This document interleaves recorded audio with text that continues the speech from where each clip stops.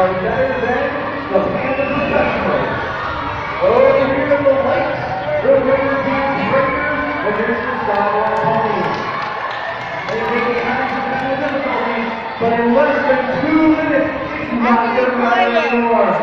It's all about how many points you can earn in the time given. After that, this is over for half of these teams. I have discovered that if you got a lot of points in the first 3 rounds, head-to-head is a totally different ball of wax.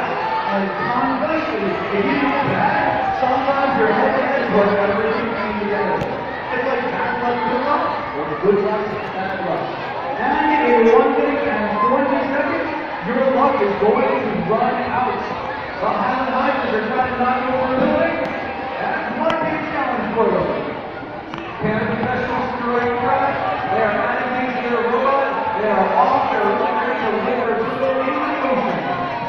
They're looking pretty good. Yes, they're excited about that one. That program was successful.